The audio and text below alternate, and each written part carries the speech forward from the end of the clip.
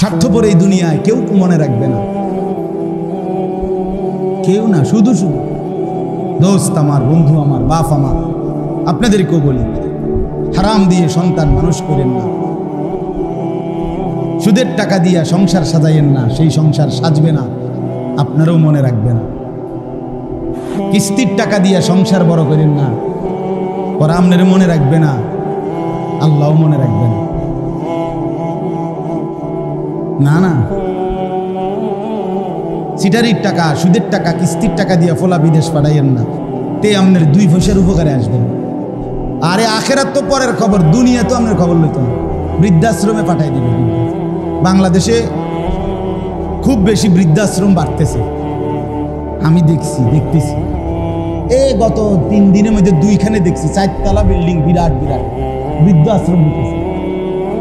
অশনি সংকেত, এটা red signal. ছেলে পেলে অল্প সময়ের ব্যবধানে দেখবেন, আব্বা মারে, ও আব্বা কোনো অসুবিধা হইতো না, আপনার টাকা যা লাগে মাসিক আমি জমা দিয়ে যাবো, খানা দানা, এখানে পেশাব পায়খানা সব অসুবিধা নাই, 3 বেলা খানা পাবেন টাইমলি। কথা বুঝেন নাই? আশ্রমে, বৃদ্ধাশ্রমে দিয়ে আসবে। এই বাংলাদেশে দেখেন,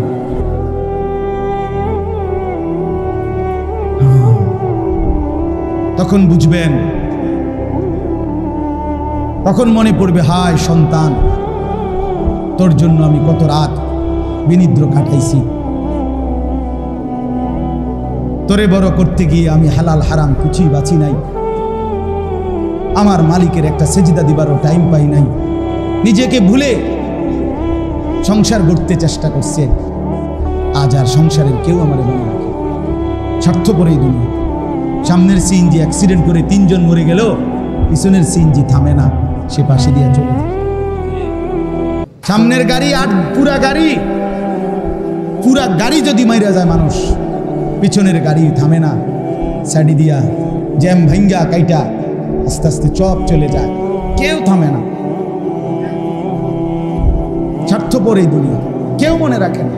দুপুরবেলা যারা তাদের মাকে বাবাকে জানাজা পড়াইয়া দাফন করছে, কানছে, ওরাও রাত্রেবেলা আসার পরে পাশের বাড়ির থেকে ভাত তরকারি রান্দাইয়ে এরা পেট ভরে ভাত খায়। হ্যাঁ, খায় না? স্বার্থপর। ওমা হাদিহিল হায়াতুদ দুনিয়া ইল্লা লাহবু ওয়া লাইব। রব্বুল আলামিন বলে, বান্দা, দুনিয়ার জীবন তামাশার খেলাধুলা ছাড়া আর কিছু নয়।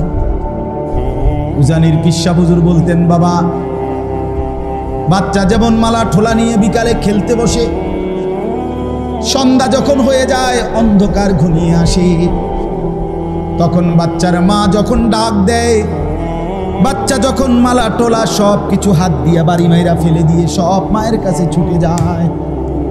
রব্বুল আলামিন বলে, বান্দা, 60 বছরের দৌড়ঝাঁপ, লাফালাফি আর ফালাফালি ফেলে আমি যখন ডাক দেব, মালাকুল মউত একটা টান দিয়ে তোকে আমার কাছে নিয়ে আসবে। মালা ঠোলার এই দুনিয়া চলে যাবে। জন্য যুবক বন্ধু, বাবা, আমার মুরব্বী চাচা, সবাইকে বলি, চলেন বদলে যাই, নিজেকে নিয়ে ফিকির করি। হ্যাঁ, ভাবলে ভালো দোস্ত আমার, ভাবলে ভালো চাচা আমার, ভাবলে ভালো। আমি ফেরিওয়ালা, আমি দিল জাগাইতে চাই, বিবেক জাগাইতে চাই। শুধুই কেবল আপনার কাছে জ্ঞানের বাহাদুরি দেখানো আকসার না। ছেলেরা মহব্বত করে, আমি দেখছি আলহামদুলিল্লাহ, অনেক আগ্রহ। আল্লাহ তাআলা প্রতিটা ছেলের আগ্রহ কবুল করেন। ওরা ফিরতেছে ইনশাআল্লাহ, হতাশ হয়েন না, নওজোয়ান ফিরতেছে ইনশাআল্লাহ। ইনশাআল্লাহ নাফরমানি যেমন বাড়ছে, ইমানদারও বাড়ছে। হতাশার কিছু নাই, হতাশ হওয়ার সুযোগও নাই। আমি অনুরোধ করছি, আমরা প্রত্যেকে এটা ইনসাফের সাথে, ওই যে আয়াত পড়লাম, আল্লাহ বলবেন, বান্দা, আমি জুলুম করি নাই, তুমি করছো। আমি হায়াত দিছি, সময় দিছি, আমি রাত দিছি, দিন দিছি, আমি সকাল দুপুর বিকেল আমি দিয়েছি। আমি সকাল না দিলে ফজর পড়বে কেমনে? এই জন্য আমি সকাল দিছি। আমি দুপুর না দিলে আমার বান্দা জোহর কেমনে পড়বে? এই জন্য আমি দুপুর বানাইছি, বিকাল বানাইছি আসর পড়তে, সন্ধ্যা বানাইছি মাগরিব পড়ার জন্য, রাত বানিয়েছি এশা তাহাজ্জুদ পড়ার জন্য। আমি তো সুযোগ দিছি বান্দা, আমি তো জুলুম করি না। আশ্চর্য কথা হইল বাপ, এই যে আয়াত পড়লাম এর পরের আয়াত হলো এই লোকটা তখন জাহান্নামী বুঝবে যে আমি সরাসরি আল্লাহর কাছে আর চাইয়া লাভ নাই। উনি আমার বিরতিও দেয় না, আমার মুখে আর হাসিও ফুটবে না। এইবার কসম খোদা জাহান্নামী অস্থির হইয়া, কোরআন শরীফে আছে জাহান্নামী তখন ওই জাহান্নামের ফেরেশতা, জাহান্নামের ফেরেশতার যিনি লিডার প্রধান, ওনার নাম হলো মালেক। কি নাম? মালেক। এই মালেক ফেরেশতাকে জাহান্নামী ডাক দিবে, ডাক দিয়া বলবে ওয়ানাদাউ ইয়া মালিক। এই যে কোরআনের আয়াত দ্বারা জাহান্নামী ডাকবে, হে মালিক, লিয়াকদি আলাইনা রাব্বুক। জাহান্নামী বলবে ফেরেশতা মালিক তুমি তোমার আল্লাহকে বলো না আমাকে একবারে শেষ করে দিতে, আমারে মেরে ফেলতে বলো, আমি আর এই যন্ত্রণায় জাহান্নামের আগুন আর সইতে পারছি না। বন্ধু আমার, এই বছর হজ্জের সফরে এইবার আরাফাতের ময়দানে, আমি তো এবার হজের থেকে আসছি 8 তারিখ, আরাফার ময়দানে হজের দিন বিশ্বাস করেন 2-4 মিনিট করে করে বাইরে দাঁড়াইছি, তাঁবুর বাইরে আকাশের নিচে, খোলা আকাশের নিচে একটু দোয়া করার জন্য। হজের দিন আরাফার দিন নবীজি খোলা আকাশের নিচে দাঁড়িয়ে দোয়া করতেন। এটা একটা আমল আর কি, সুন্নত আমল। কসম খোদার 2-3 বার দাঁড়াইছি বাইরে খোলা আকাশের নিচে, বিশ্বাস করেন মনে হয়েছে যেন আগুনের গোলা পায়ের মধ্যে মনে মারতেছে মুখ শুনে, এত গরম, এতটা তীব্র গরম।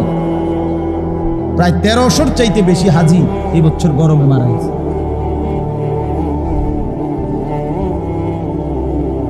তাইলে 9 কোটি বিজ্ঞানের ভাষায় সূর্য কত দূরে? 9 কোটি 30 লক্ষ মাইল দূরের সূর্য যদি আলো দিলে এখানে এত গরম হয়, তাইলে মাথার উপরে যখন সূর্যটা 1 বিঘত উপরে হাসরের ময়দানে থাকবে, বন্ধু আমার কেমন গরম হবে, কেমনি শুনবে? হ্যাঁ বলেন বাবা, মুরব্বীরা আপনারাও বলেন। 60 বছর বয়স চাচা, এখনো বিড়ি সিগারেট খানার বদভ্যাস ছাড়তে পারলেন না, কোন দিন ছাড়বেন চাচা? আর সময় হবে না, আপনার ছেড়ে দেওয়ার টাইম আর হয় নাই, এখনো হয় নাই। 60 বছর হায়াত, এখনো চা দোকানে টেলিভিশনে নাচ গান নর্তকীর ছবি দেখার এই বদভ্যাস আজও গেল না চাচা। এখনো বেড়ি দেখনের অভ্যাস ছুটলো না। ছি ছি ছি ছি, লজ্জা ওই বুড়ার জন্য, ওই চাচার জন্য লজ্জা করলাম। ছি ছি ছি ছি, মুসলমানের বৃদ্ধ মানুষ এতটা বেহায়া হয় কি বলেন? 60 বছর বয়স, এখনো কথা কইলে, আক কইলে গালি ছাড়া কথা কইতে পারে না, এমন অসভ্য অভ্যাস আছে না? আপনি ছাড়বেন কখন? আপনি মরতেন না তাইলে? বলে আপনি মরবেন কখন? তাই আল্লাহ আমাদেরকে বুঝ দান, আল্লাহ আমাদেরকে বিবেক দান করে।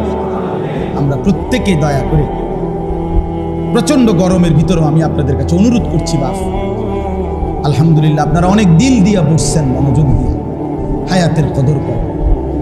যুবক ভাই তোমরাও, বাবারা আপনারাও, আমরাও, ওলামায়ে কেরাম আমরাও, সবাই সবাই নিজেকে ইনসাফের সাথে ভাবেন।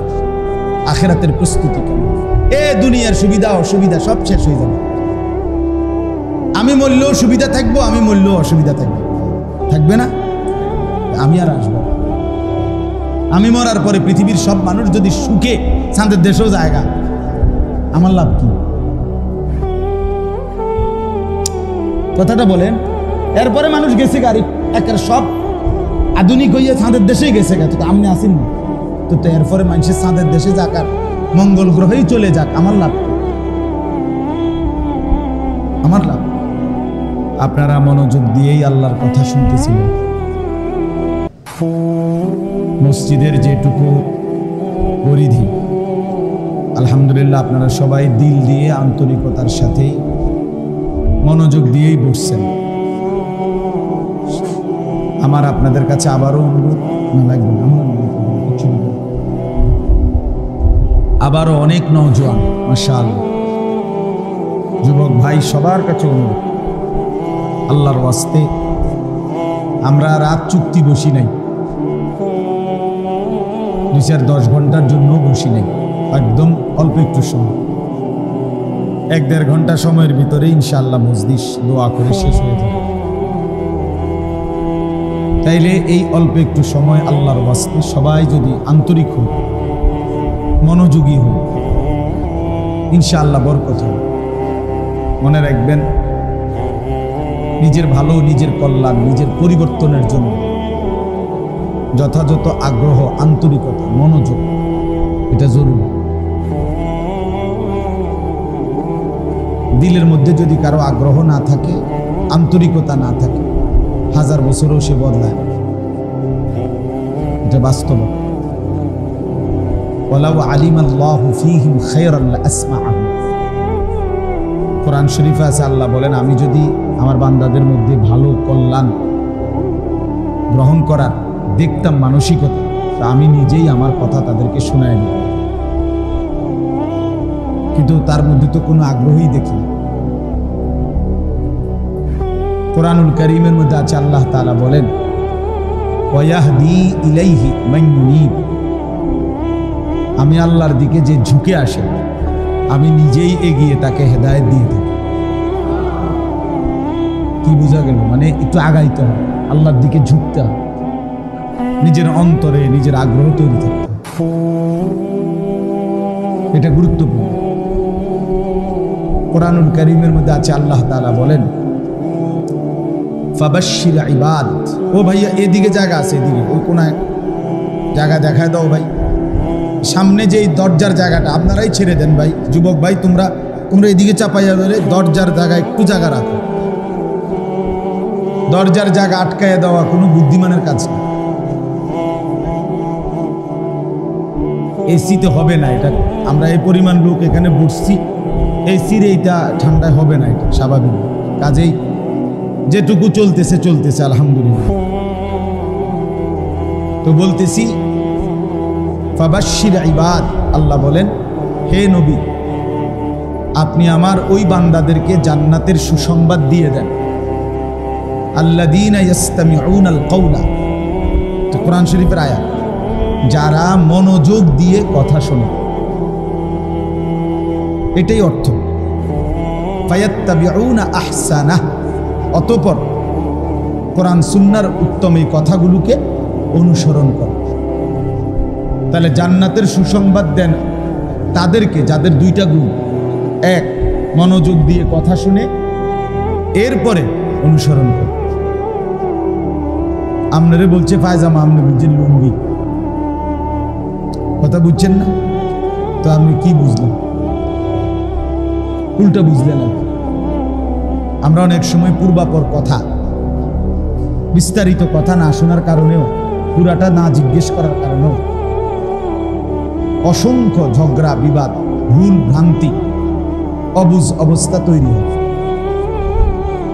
এটা অহরহ সবার মধ্যে, দুনিয়াবি কথার মধ্যেও, আখিরাতের কথার মধ্যে। আপনি যদি একজন আলেমের কাছে বারবার জিজ্ঞেস করতেন, বারবার বুঝে নিতেন, তাহলে সঠিকটা আপনি পাইতেন। না আমি মোবাইলে দেখছি, এক ওয়াজে শুনছি, একদিন যাইতে লাগছি আর একজনে দেখছি কইছি, এডি বুঝি কথা, এরম ওয়াজ, মানে এরম পুরা মার্কা একটা কথা বললে তো হলো, পূর্ণ কথাটা কি ছিল, শুরু শেষ কি ছিল, পরিবেশ পরিস্থিতি কি ছিল, সেটা বুঝা, সেটা শোনা, সেই আলোকে সিদ্ধান্ত দেওয়া, এটা একটা গুরুত্বপূর্ণ বিষয়। যেমন মনে করেন আমাদের প্রিয় নবী সাল্লাল্লাহু আলাইহি ওয়াসাল্লাম, ওনারে একজন সাহাবী জিজ্ঞেস করছে, ইয়া রাসূলুল্লাহ ইসলামের মধ্যে সর্বোত্তম আমল কোনটি? নবীজি উনাকে উত্তর দিছেন আসসালাতু লিওয়াক্তিহা, সময় হলেই নামাজ পড়া, ওয়াক্ত হলেই কি পড়া। আরেকজন আরেকবার প্রশ্ন করছেন, ইয়া রাসূলুল্লাহ, ইসলামের মধ্যে সর্বোত্তম আমল কোনটি? নবী সাল্লাল্লাহু আলাইহি সাল্লাম বললেন ইতআমুত তাআম, অপরকে খানা খাওয়ানো। বুখারীর হাদিস। অপরকে কি খাওয়ানো? খানা খাওয়ানো। আরেকজন সাহাবী জিজ্ঞেস করছেন আরেকবার, ইয়া রাসূলুল্লাহ, ইসলামের মধ্যে সর্বোত্তম আমল কোনটি? নবীজি উত্তর দিয়েছেন বিররুল ওয়ালিদাইন, পিতা মাতার সহিত উত্তম ব্যবহার করা। আরেকজন জিজ্ঞাসা করছে, ইয়া রাসূলুল্লাহ, ইসলামের মধ্যে সর্বোত্তম আমল কোনটি? একই প্রশ্ন, খেয়াল করে দেখেন। নবীজি এবার ওনারে উত্তর দিছে ঈমানুম বিল্লাহি ওয়া রাসূল, আল্লাহ এবং তার রাসূলের প্রতি দৃঢ় মজবুত ঈমান রাখা। প্রশ্ন হইল, নবী সাল্লাল্লাহু আলাইহি ওয়াসাল্লাম একই প্রশ্নের উত্তরে এরকম ভিন্ন ভিন্ন উত্তর দিলেন কেন? কথা বলেন। তা আপনি বলবেন আপনার তো কথা ঠিক নেই, নাউযুবিল্লাহ, এটা বলবেন নাকি? এটাই কথা। তাহলে আপনি এটা বুঝেন, এটা কি বুঝা গেল? ব্যক্তির অবস্থা ভেদে, পরিবেশের অবস্থা ভেদে, সময়ের অবস্থা ভেদে প্রত্যেকের জন্য কথা ভিন্ন হতে পারে। এজন্য রাসূলুল্লাহ সাল্লাল্লাহু আলাইহি সাল্লাম যার মধ্যে যে ঘাটতিটা দেখছেন তার জন্য ওইটাকেই সর্বোত্তম আমল বলছেন। একই ডাক্তার আজকেই রুগী দেখছে, আজকে 3টা থেকে 6টা, মনে করেন উনি 10 জন রুগী দেখছে, 10 জন রুগী জ্বরের রুগী, কিন্তু আপনি প্রেসক্রিপশন মিলায় দেখেন ডাক্তার একই, আজকেই জ্বরেরই রুগী, কিন্তু 10 জনের প্রেসক্রিপশনের ঔষধ বরাবর সেম, জীবনও হবে। কেন হবে না? কেন? 10 জনই তো জ্বরের রুগী না। ডাক্তার সাহেব প্রথমে বয়স জিগায় কেন? তাহলে বয়স আমার বয়সের দরকার, আমার জ্বর হয়েছে, আপনার জ্বরের ওষুধ, আমার বয়স দিয়ে আপনার কি দরকার? কিন্তু প্রথমে এটা লেখে কেন? বলে না এটা ওজন, বাচ্চাদের ক্ষেত্রে বিশেষ করে শিশু বিশেষজ্ঞ ডাক্তার যারা ওয়েট মাপা ছাড়া ওষুধ দিবেই। আমার বাচ্চা মেয়েটা ওই দিন আমি ডাক্তার কাছে নিছি, 3 বছর পূর্ণ হয় নাই, এখন কোনোভাবেই তার ওয়েটটা মাপতে পারতেছে না, এমন চিৎকারে ওটার মধ্যে ওই যে ওয়েট মাপার মেশিনটাতেই দাঁড়াইতেছে না, ভয় পায় আর কি। আমার ছোট ছেলেও ছিল 8 বছরের, পরে আমি একবার মাপছি, বলে আব্বু দেখো, আব্বু মাপলাম, এরপরে ওরে মাপাইছি সফওয়ান আমার ছেলের, বলে আব্বু তুই মাপো, তো হেরে দেখাইলাম আরে আব্বু ও মাপছে বা ইয়েও মাপছে, এরপরে হে এটা দেখছে, বুঝছেন নি? কিন্তু উনি কিন্তু ওষুধ লিখতেছেন, মানে কিছুই বলতেছে না, আগে কে যেমনেও কি করতে হইব, ওয়েট মাপাইতে হইব, মানে ওজন কত, এটা কি হইতে হইব, এরপরে ওষুধ দিচ্ছে। তাইলে বুঝা গেল ভাইয়া, ব্যক্তি পরিবেশ অবস্থার ভেদে সিদ্ধান্ত ভিন্ন ভিন্ন। এক নওজোয়ানকে যা বলা উচিত এক বুড়ো মানুষকে সমান বলা উচিত না। একই আপনি এক যুবক বলল যে হুজুর আমি রাত্রিবেলা নামাজ পড়তে চাই, তাহাজ্জুদ কয় রাকাত পড়লে ভালো হয়? আমি যদি তারে বলি 40 রাকাত, সে পারবে? যুবক পারবে, মুরব্বীর জন্য কষ্ট হয়ে যাবে, ঠিকই না বলেন? চাচার বয়সী 60, ওনারে আমার যদি এক সেম চাপায় দেয় কষ্ট হয়ে যাবে।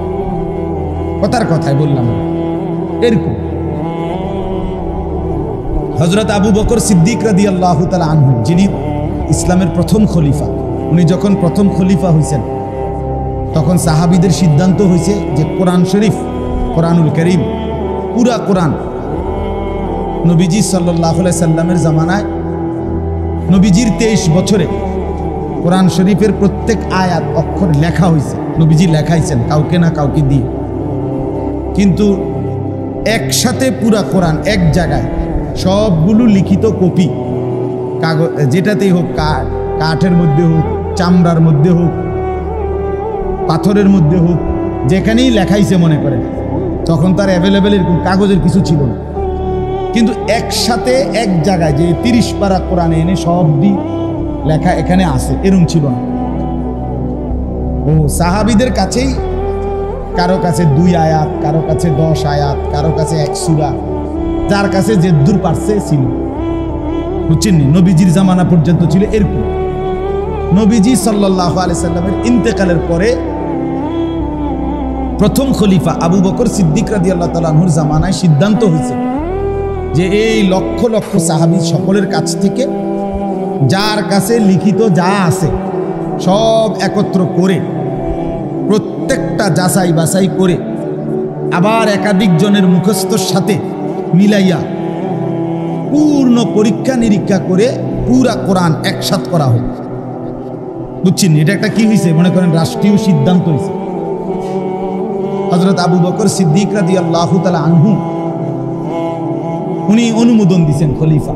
এখন প্রশ্ন হয়েছে, এই যে ভারী কাজটা, এত বড় প্রকল্প, লক্ষের চাইতে বেশি সাহাবীর থেকে সবগুলো সংগ্রহ করা, সবগুলোকে যাচাই বাছাই করা, আবার এগুলোকে আপনার একত্রিত করা অনেক বড় কাজ। এটা কি ছোটখাটো একটা কাজ? একটা রোড স্যাংশন হইলে এইটা আপনার কন্ট্রাক্টর পর্যন্ত কাম শুরু পর্যন্ত কত ফাইল, কত সিস্টেম, কত কিছু ঘুরাই, ঠিক না? বলে নাকি বস্তাত করে টাকা আইনে এটা শুরু করে দেয়। অনেক কিছুর প্রসেসিং করে গিয়ে এটা কি হয়, কাজটা শুরু হয়। এখন সাহাবায়ে কেরামের মধ্যে এই মাশওয়ারায় সিদ্ধান্ত হচ্ছিল যে এই কাজটা কে করবে, মানে মেন দায়িত্বটা কার, এই কোরআন সংকলনের কাজটা কে করবে? এত বড় কোরআন, এত বড় কাজ।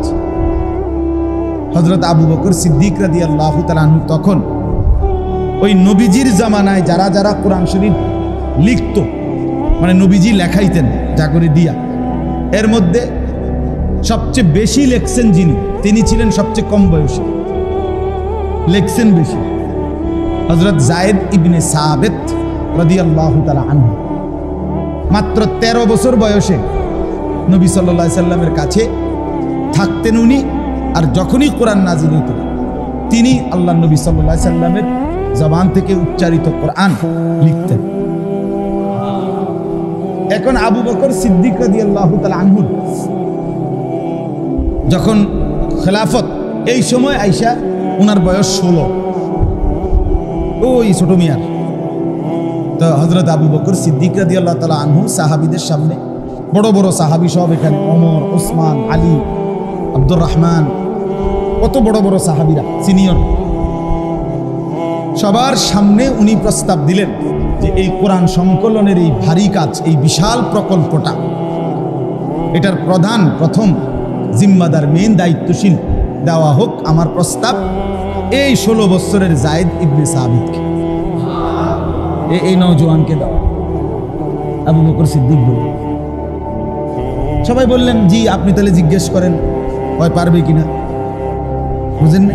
তো ওনারে ডাক দিছে, ডাক দিয়া না বসাইয়া হযরত আবু বকর সিদ্দিক রাদিয়াল্লাহু তাআলা আনহু জিজ্ঞেস করলেন, যায়েদ, পুরা বিষয়টা তো বললেন যে কোরআনুল কারীমকে সংকলন করতে হবে, একসাথ করতে হবে, যত সাহাবীর কাছে যা আছে সব আনতে হবে, প্রত্যেকটা আয়াত লিখিত মিলাইতে হবে, একাধিক কপি, আবার সাহাবীরা যারা মুখস্থ পারে তাকেও স্মৃতির লগে এটা মিলাইতে হবে, ওনারা পড়বে তুমি মিলাইবা, ওনারা পড়বে। এটা কোনো খামখেয়ালি কথা না। এই পুরা প্রকল্পটা বাস্তবায়ন করা, কোরআন সংকলন করা, এই কাজের প্রধান তোমাকে বানাইতে চাই, আমার প্রস্তাব, তোমার কি খেয়াল, তুমি পারবানি? হাদিসে স্পষ্ট আছে, আমরা নিজে পড়ছি। ওই 16 বছরের নওজোয়ান যুবক তিনি মুচকি হাসি দিয়ে বললেন, আমিরুল মুমিনিন, আপনি কি বললেন? আপনি যদি বলেন সামনের এই পাহাড়, এই হাতের ইশারা দিয়ে বলছে যে এই পাহাড়টাকে যদি বলেন আমাকে এখান থেকে কাইটা আরেক জায়গায় স্তূপ দিতে, আমি তো সেটাও পারব। লাউ নাকালতু হাযাল জাবাল মিন মাকানিন ইলা মাকান ফাআলতু হাযা, আমি পারুম, আমি নওজোয়ান না, আমি পারুম না। তো মানে যুবক করবে না তো করবেটা কে? নওজোয়ান করবে না তো কে করবে? বুঝেন নাই কথা? হিম্মতটা দেখছেন কি কই? একটা পাহাড়ে তো কমপক্ষে 200 কেজি মাটি হয়, ঠিক না? বুঝেননি? তাইলে উনি বলছেন, অর্থাৎ উনি ওনার হিম্মতটা বুঝাইছেন, অহংকার মানে যুবকের হিম্মতটা কি, যে আমি চাইলে তো পারবো না কেন, কষ্ট করা, মেহনত করা, আর সারা দিন সারা রাত এই কাজটার জন্য জীবন কোরবানি করা, এটা তো আমিই করব, আমার জন্যই তো সাজেবেন, আমি নওজোয়ান।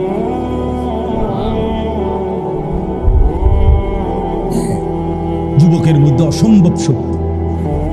নওজোয়ান গড়লেও দারুণ গড়তে পারে, নষ্ট করিলেও একদম নষ্ট করে দিতে পারে, পচলে একদম পচা যায়। আর যদি সাজায়া জরে নিজেকে, আল্লাহর আরশের নিচে ছায়া পায়। নবী সাল্লাল্লাহু আলাইহি ওয়াসাল্লাম বলেছেন, হ্যাঁ, 7 ধরনের ব্যক্তি আল্লাহর আরশের নিচে জায়গা পাবে হাসরের ময়দানে। তার মধ্যে 7 ধরনের মধ্যে 2টাই যুবক। একটা হলো যে যুবক শাবুন নাশাআ ফি ইবাদাতিল্লাহ, যে তার যৌবনকাল আল্লাহর বন্দেগীতে কাটাইছে। 2 রাজুলুন দাআতহু ইমরাআতুন যাতু মানসাবিন ওয়া জামালিন ফাকালা ইন্নী আখাফুল্লাহ। ওই যুবক, ওই পুরুষ, ওই সামর্থ্যবান যুবক যাকে সুন্দরী, রূপসী, বংশিয়া, বংশেও বড়, চেহারা সুরত, রূপে গুণেও সুন্দর, এমন সুন্দরী বংশিয়া নারী মেয়ে তাকে জিনা, ব্যভিচার, অবৈধ প্রেম ভালোবাসার দিকে ডাকছে। আর সেই যুবক, সেই পুরুষ উচ্চ কণ্ঠে বলে উঠছে, না, আমি আল্লাহকে ভয় করি।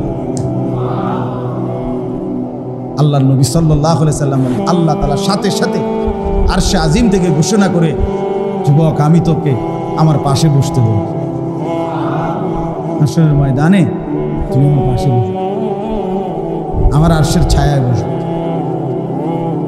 এই একজন বিশ্ববিখ্যাত বুজুর্গ ছিলেন হযরত মালিক ইবনে দিনার রাহমাতুল্লাহি আলাইহি।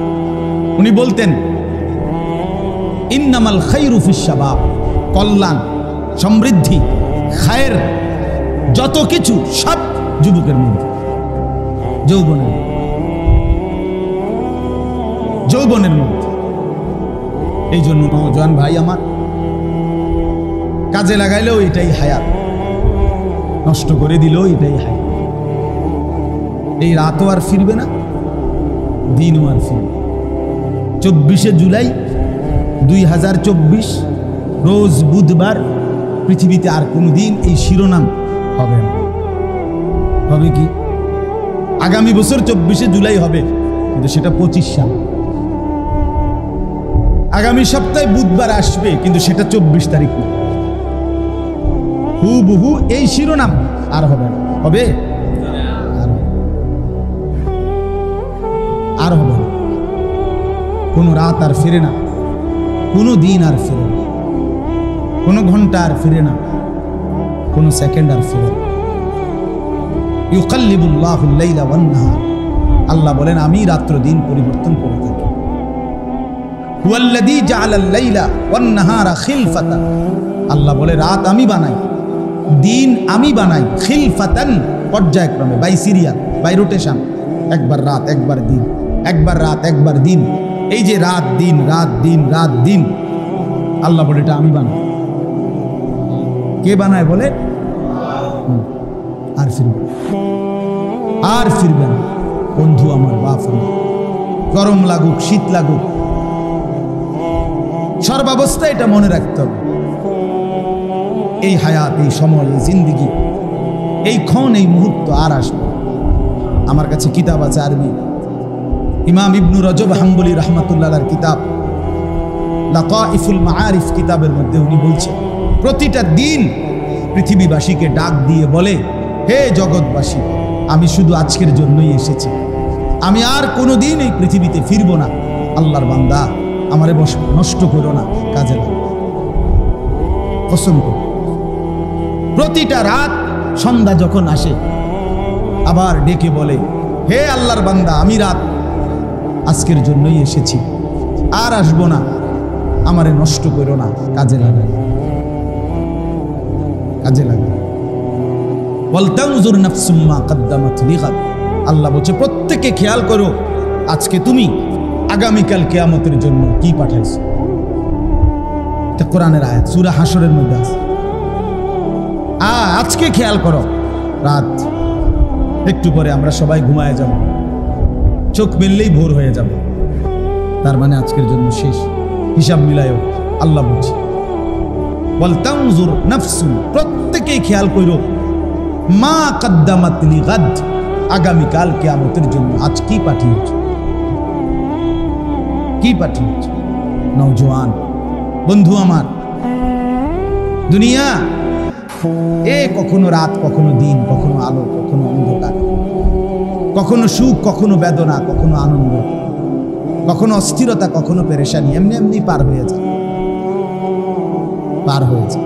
এখানে আলো আছে তো অন্ধকার আছে, এখানে রোদ আছে তো বৃষ্টিও আছে, এখানে কেউ হাসে তো একটু পরে কাঁদে, এখানে আনন্দ তো বেদনাও আছে। কিন্তু খোদার কসম, আখিরাতে হাশরের ময়দানে কবর থেকে একবার যে হাসবে সে আর কাঁদবে না, একবার যে কাঁদবে সে আর হাসবে না।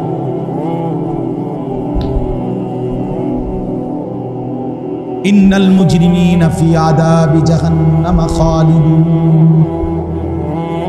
কোরআনুল কারীমে আল্লাহ বলেন, নিশ্চয়ই পাপী নাফরমান জাহান্নামের আযাবেই থাকবে চিরস্থায়ী। লা ইউফাত্তারু আনহুম, লক্ষ কোটি বার জাহান্নামী আল্লাহকে বলবে, আল্লাহ একটু বিরতি দেন, 24 ঘন্টায় 2টা মিনিট আমারে বিরতি দেন, আমি মাওলা সইতে পারি না। রব্বুল আলামিন বলেন, লা ইউফাত্তারু আনহুম, 1 সেকেন্ডের জন্য না ফরমান কোনো বিরতি দেয়া হবে না। ওয়াহুম ফীহি মুবলিসুন, এরপরে আল্লাহ বলেন ওয়াহুম ফীহি মুবলিসুন, অনন্তকালের জন্য জাহান্নামী, চিরস্থায়ীভাবে জাহান্নামী বিষণ্ণ মলিন চেহারা নিয়ে থাকবে, লক্ষ কোটি বছরে একবারও মুখে হাসি ফুটবে না। ওয়ামা যালামনাহুম ওয়ালাকিন কানু হুমুজ যালিমিন। এরপরে আল্লাহ বলেন, জাহান্নামী চিৎকার করবে আর আল্লাহ বলবে, বান্দা বিশ্বাস করো বান্দা, আমি তোমার উপরে জুলুম করি নাই, তুমি নিজেই নিজের উপরে জুলুম করেছো। মনে করে দেখো বান্দা, প্রতিটা ইবাদতের জন্য আমি যথেষ্ট পরিমাণ সময় দিয়েছি, তো তুমি পাত্তা দাও নাই।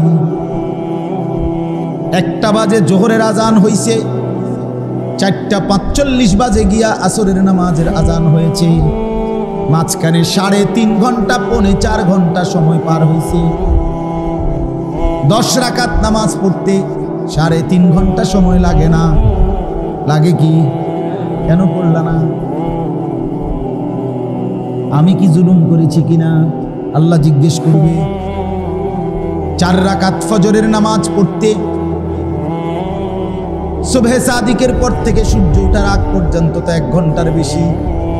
আমার বান্দা 1 ঘন্টা তো লাগার কথা ছিল না। 4 রাকাত নামাজ পড়তে তো 10 থেকে 15 মিনিটের বেশি লাগে না, যত্ন নিয়ে পড়লেও। কেন পারলা না?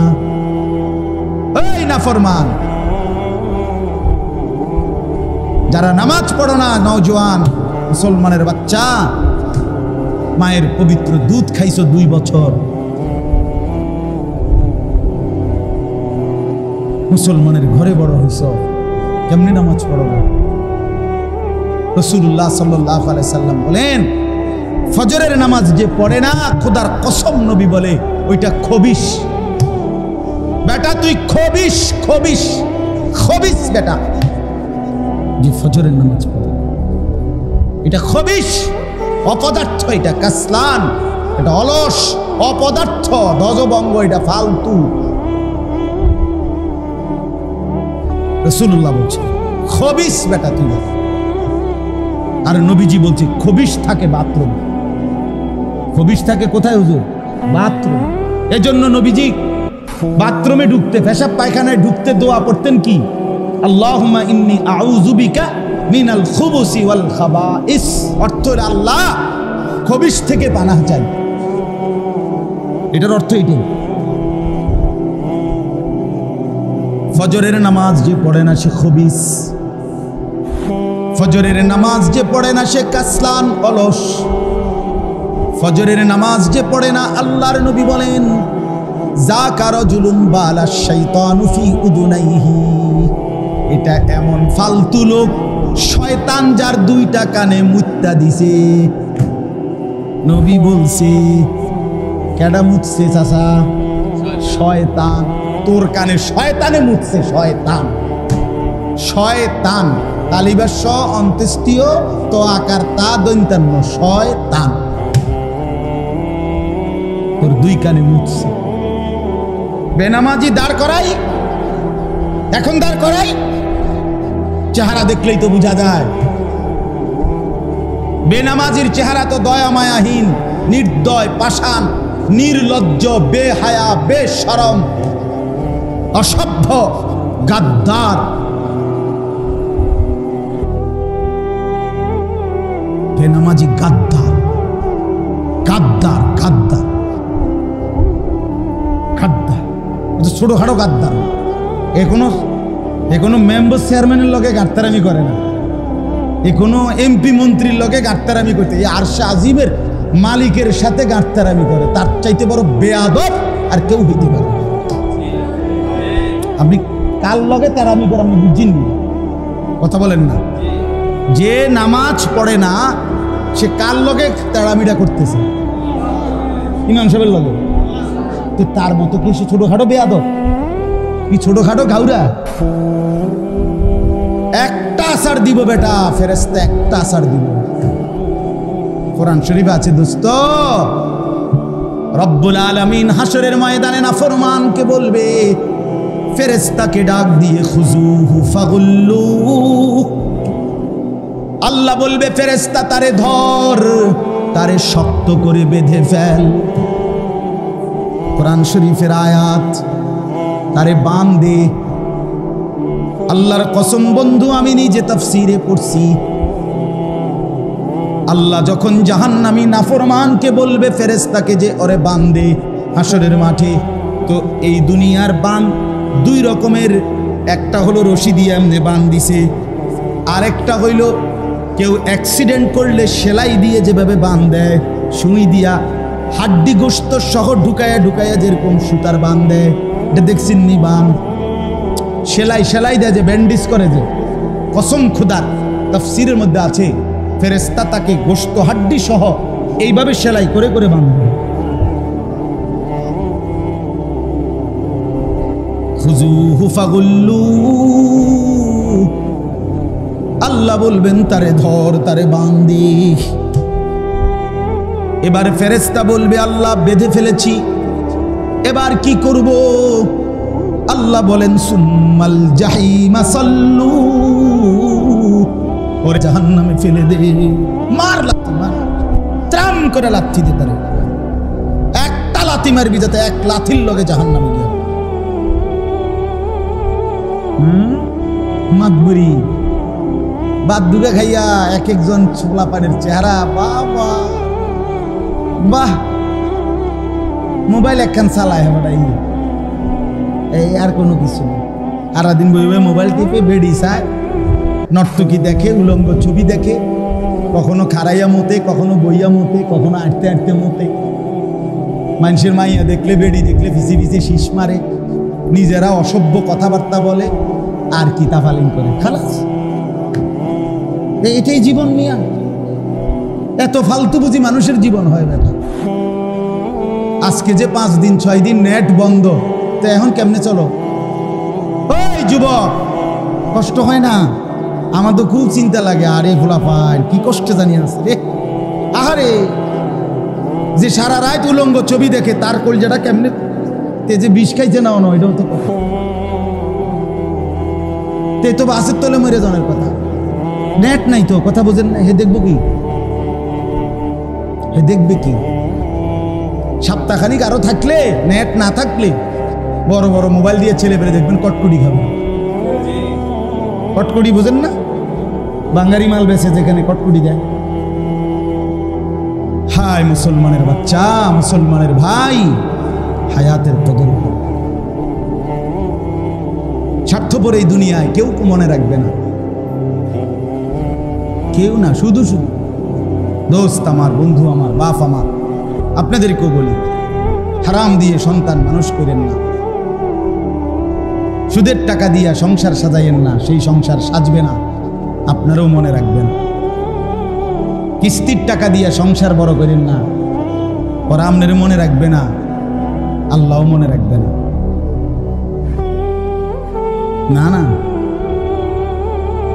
সিটারির টাকা, সুদের টাকা, কিস্তির টাকা দিয়া ফোলা বিদেশ পাঠাইয়েন না, তে আপনার 2 পয়সার উপকারে আসবেন। আরে আখেরাত তো পরের খবর, দুনিয়া তো আপনার খবর লইত না, বৃদ্ধাশ্রমে পাঠাই দিবে। বাংলাদেশে খুব বেশি বৃদ্ধাশ্রম বাড়তেছে, আমি দেখতেছি। গত 3 দিনের মধ্যে 2খানে দেখছি, 4 তলা বিল্ডিং, বিরাট বিরাট বৃদ্ধাশ্রম হতেছে। অশনি সংকেত, রেড সিগন্যাল। ছেলে পেলে অল্প সময়ের ব্যবধানে দেখবেন, আব্বা মারে, ও আব্বা কোনো অসুবিধা হইতো না, আপনার টাকা যা লাগে মাসিক আমি জমা দিয়ে যাম, খানা দানা, এখানে পেশাব পায়খানা সব অসুবিধা নাই, 3 বেলা খানা পাবেন টাইমলি। কথা বুঝেন নাই? আশ্রমে, বৃদ্ধাশ্রমে দিয়ে আস, এই বাংলাদেশে দেখেন।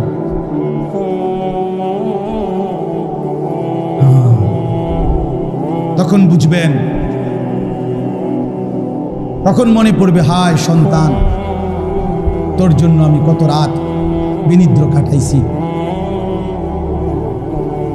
তোরে বড় করতে গিয়ে আমি হালাল হারাম কিছুই বাঁচি নাই, আমার মালিকের একটা সেজদা দিবারও টাইম পাই নাই, নিজেকে ভুলে সংসার গড়তে চেষ্টা করছে।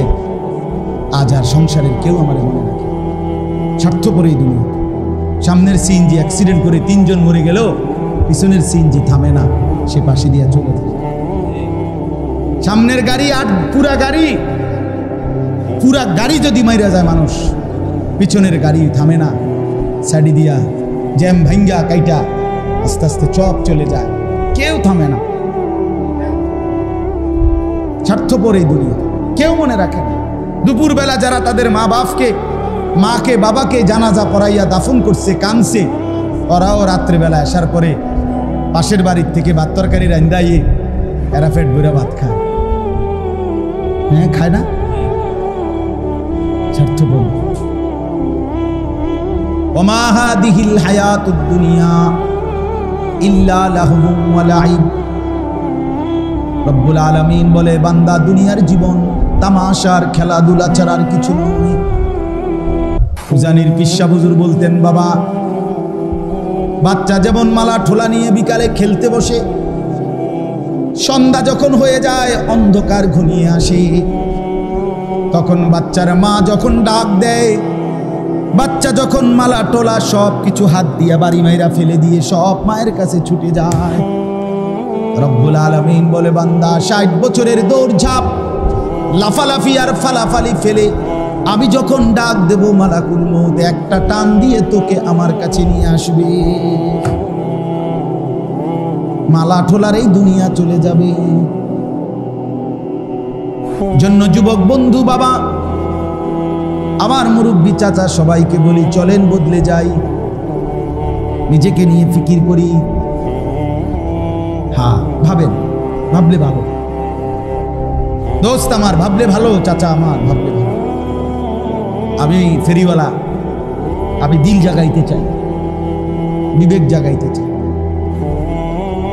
শুধুই কেবল আপনার কাছে জ্ঞানের বাহাদুরি দেখানো মাকসাদ না। ছেলেরা মহব্বত করে, আমি দেখছি আলহামদুলিল্লাহ, অনেক আগ্রহ। আল্লাহ তাআলা প্রতিটা ছেলের আগ্রহ কবুল করেন।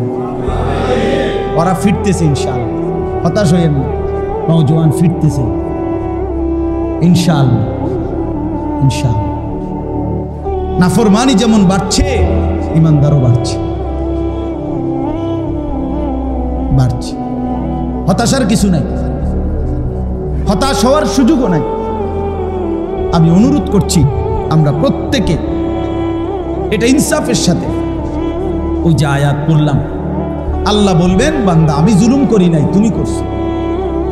আমি হায়াত দিছি, সময় দিছি, আমি রাত দিছি, দিন দিছি, আমি সকাল দুপুর বিকেল আমি দিয়েছি। আমি সকাল না দিলে ফজর পড়বে কেমনে, এই জন্য আমি সকাল দিছি। আমি দুপুর না দিলে আমার বান্দা জোহর কেমনে পড়বে, এই জন্য আমি দুপুর বানাইছি, বিকাল বানাইছি আসর পড়তে, সন্ধ্যা বানাইছি মাগরিব পড়ার জন্য, রাত বানিয়েছি এশা তাহাজ্জুদ পড়ার জন্য। আমি তো সুযোগ দিছি বাংলা, আমি তো জুলুম করি না। আশ্চর্য কথা হলো বাপ, এই যে আয়াত পড়লাম এর পরের আয়াত হলো এই লোকটা তখন জাহান্নামী বুঝবে যে আমি সরাসরি আল্লাহর কাছে আর চাইয়া লাভ নেই, উনি আমার বিরতিও দেয় না, আমার মুখে আর হাসিও ফুটবে না। এইবার কসম খোদা জাহান্নামী অস্থির হইয়া, কোরআন শরীফে আছে জাহান্নামী তখন ওই জাহান্নামের ফেরেশতা, জাহান্নামের ফেরেশতার যিনি লিডার প্রধান, ওনার নাম হলো মালেক।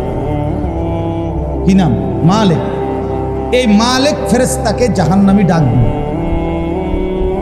ডাক দিয়া বলবে ওয়ানাদাউ ইয়া মালিক। এই যে কোরআনের আয়াত দ্বারা জাহান্নামী ডাকবে, হে মালিক, লিয়াকদি আলাইনা রাব্বুক। জাহান্নামী বলবে ফেরেশতা মালিক তুমি তোমার আল্লাহকে বলো না আমাকে একবারে শেষ করে দিতে, আমারে মেরে ফেলতে বলো, আমি আর এই যন্ত্রণায় জাহান্নামের আগুন আর সইতে পারছি না। বন্ধু আমার, এই বছর হজ্জের সফরে এইবার আরাফাতের ময়দানে, আমি তো এবার হজের থেকে আসছি 8 তারিখ, আরাফার ময়দানে হজের দিন বিশ্বাস করেন 2-4 মিনিট করে করে বাইরে দাঁড়াইছি, তাঁবুর বাইরে আকাশের নিচে, খোলা আকাশের নিচে একটু দোয়া করার জন্য। হজের দিন আরাফার দিন নবীজি খোলা আকাশের নিচে দাঁড়িয়ে দোয়া করতেন, এটা একটা আমল আর কি, সুন্নত আমল। কসম খোদার 2-3 বার দাঁড়াইছি বাইরে খোলা আকাশের নিচে, বিশ্বাস করেন মনে হয়েছে যেন আগুনের গোলা পায়ের মধ্যে মনে মারতেছে মুছু, এত গরম, এতটা তীব্র গরম। প্রায় 1300-র চাইতে বেশি হাজি এই বছর গরমে মারা গেছে।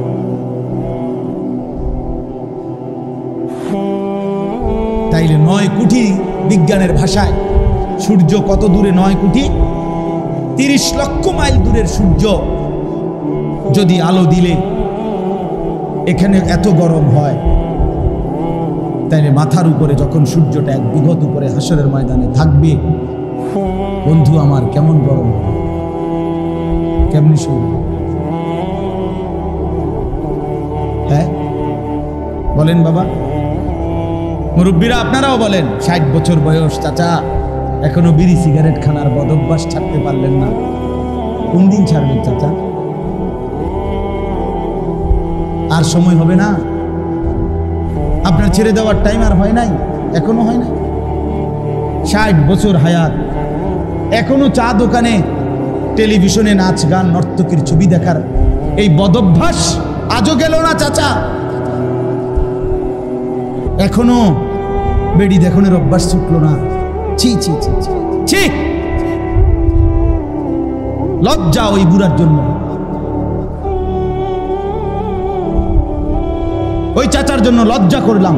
ছি ছি ছি ছি, মুসলমানের বৃদ্ধ মানুষ এতটা বেহায়া হয় কি